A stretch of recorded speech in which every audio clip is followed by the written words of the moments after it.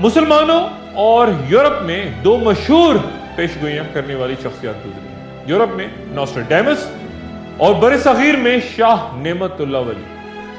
یہ ذہن میں رہے کہ پیشگوئی اور سچی خبر میں بڑا فرق ہوتا ہے، اور اسی لیے نبی کی تعریف یہ کی گئی ہے کہ وہ ایسی خبر دینے والا ہوتا ہے جو کسی اور کے پاس نہ ہو۔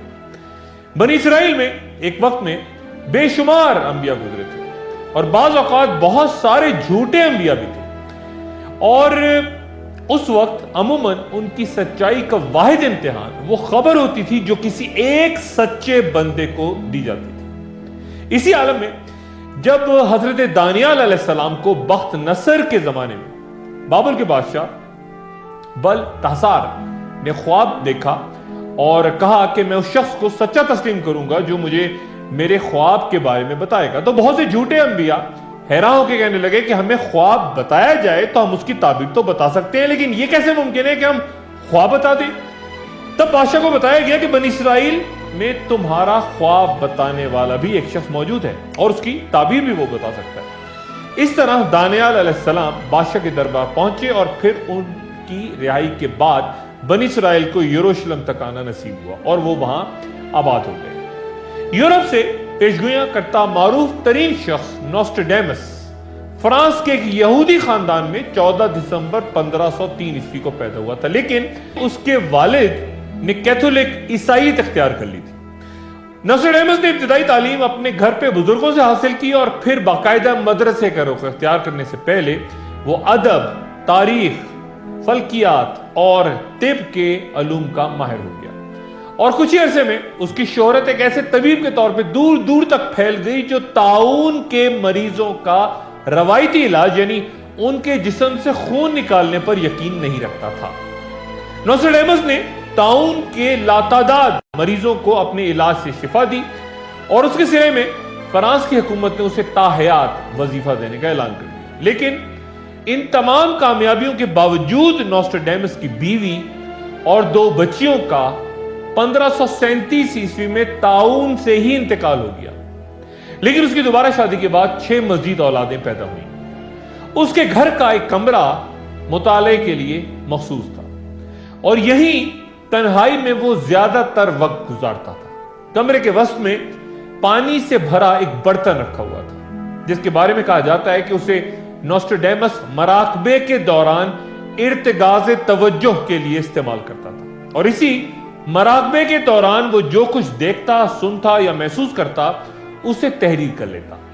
یہ تحریریں شاعری کی شکل میں ہوتی، اور ہر بند کے 4 مصرے ہوتے۔ یہ قدیم فرانسیسی زبان میں تھے، جن میں لاطینی اور یونانی زبانوں کی بڑی آمیزش تھی۔ 1554 عیسوی میں اس نے اپنی مشہور تصنیف سینچریز یعنی صدیاں لکھنا شروع کی، جس کی 10 جلدیں اور ہر جلد میں اشعار کے 100 بند ہیں۔ نوسٹراڈیمس کے پیروکار یقین رکھتے ہیں کہ پچھلی صدیوں میں ایسا بہت کچھ ہوا جس کی طرف نوسٹراڈیمس نے اشارہ کیا تھا، مثلا انقلاب فرانس، امریکہ کی دریافت، کینیڈی کا قتل اور ہٹلر کا دور وغیرہ۔ جبکہ نوسٹراڈیمس کے ناقدین کا خیال ہے کہ اس کے بیان کردہ حالات مختلف ادوار کے واقعات کے سانچے میں ڈھالے جا سکتے ہیں، اور وہ مختلف انداز میں پیش کیے جانے کی مکمل صلاحیت رکھتے ہیں۔ یہ درست ہے کہ نوسٹراڈیمس کی تحریروں میں لاطینی، یونانی اور فرانسیسی الفاظ کے علاوہ فلکیات اور دیگر علوم کے پراسرار استعارے استعمال ہوئے، جنہیں سمجھنا انتہائی دشوار ہے، اور اگر کسی نے اس کی زندگی پر 80 کی دہائی میں بننے والی film The Man Who Sought Tomorrow دیکھی ہے تو وہ میری اس بات سے اتفاق کرے گا کہ بیشتر پیشگوئیاں اس کی غلط ثابت ہوئی ہیں۔ مثلا 1985 میں اس نے خروج دجال کا دعویٰ کیا تھا، اور اگر آپ کسی مغربی ملک کے بک سٹور میں جا کے نوسٹراڈیمس کی کتابیں تلاش کریں تو وہ آپ کو مذہب کے سیکشن میں نہیں بلکہ نیو ایج کے سیکشن میں نظر آئیں گے۔ ایک غیر سنجیدہ قسم کا ادب جہاں رکھا ہوتا ہے، اور یہ بات یوں عام ہے کہ عام مذاہب یعنی عیسائیت، اسلام اور یہودیت اس بات پہ متفق ہیں کہ علم فلکیات اور دیگر اس قسم کی معلومات کی بنیاد پر مستقبل بینی غلط ہے۔ اور ابو داؤد کے مطابق ایک حدیث میں تو یہاں تک ہے کہ جو کوئی نجومیوں پر یقین کرے گا وہ اللہ سے اختلاف کرے گا. لیکن نوسٹراڈیمس کے ماننے والے نعوذ باللہ اسے پیغمبر تک کا درجہ دے دیتے ہیں. نوسٹراڈیمس کہتا ہے کہ مشرق زوال میں جا کر پھر عروج کی طرف آئے گا اور اپنے دشمنوں پر تلوار بن کر گرے گا. لیکن وہ مشرق کے اس طاقتور رہنما کو جو کہ مشرق سے ابھرے گا، خواہ وہ مسلمانوں میں سے ہو یا روس یا چین سے، اسے اینٹی کرائسٹ کہتا ہے. جبکہ مسلمانوں میں اینٹی کرائسٹ کا کوئی تصور ہی نہیں. یہ ممکن ہی نہیں کہ کوئی مسلمان حضرت عیسیٰ علیہ السلام کے خلاف ہو.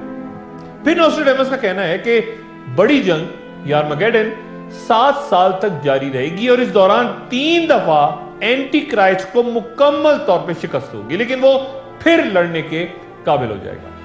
اہم بات، نوسٹراڈیمس یہ کہتا ہے کہ وہ مسلمان رہنما جو ان جنگوں کی قیادت کرے گا وہ مشرق وسطی یعنی عرب ممالک سے نہیں ہوگا، بلکہ ترکی، انڈونیشیا، افغانستان، پاکستان یا ایران وغیرہ سے یعنی اجمی ہوگا، اور وہ تمام یورپ فتح کرے گا. اسی دوران قرطبہ کا ایک شخص بغاوت کرے گا جس کی وجہ سے یہ سب کچھ ہوگا، اور پھر ایک نیلی پگڑی والا پیدا ہوگا جو مسلمانوں پر 29 سال حکومت کرے گا. یورپ پر اس قبضے کی تاریخ اس نے 1981 بیان کی ہے جو کہ گزر چکی ہے. اور پھر وہ یہ کہتا ہے کہ بالآخر سلیمان کو شکست ہوگی. نوسٹراڈیمس مشرق کے ہر بڑے حکمراں کو سلیمان ہی کہتا ہے، لیکن اس کی ایک پیش گوئی بہت دلچسپ ہے کہ یورپ کا ایک بڑا سپہ سالار مسلمانوں کو پسپا ہونے پہ مجبور کرے گا، جس سے 2 گروہوں میں جنگ ہوگی جو کہ دریائے گنگا پہ ہوگی. اور حضرت شاہ نعمت اللہ ولی نے اس بارے میں کہا ہے کہ اٹک کا دریا خون سے بھر جائے گا، جہاں ان کا اشارہ یقیناً غزوہ ہند کی طرف ہے. دوسری جنگ عظیم کے دوران جرمنوں نے نوسٹراڈیمس کی پیشگوئیوں سے متعلق پمفلٹس فرانس کی سڑکوں پہ گرائے تھے تاکہ وہاں کے لوگوں کے حوصلے پست کیے جا سکیں. نوسٹراڈیمس تب سے ایک پروپیگنڈے کے طور پہ غالباً استعمال ہو رہا ہے، اور اب تک ہر بڑا واقعہ ہونے کے بعد کوئی نہ کوئی روایت اس سے منسوخ کر دی جاتی ہے، ایک پیشگوئی اس کی سامنے آ جاتی ہے، اور وہ حضرت عیسیٰ علیہ السلام اور امام مہدی کے بارے میں مکمل طور پہ خاموش ہے.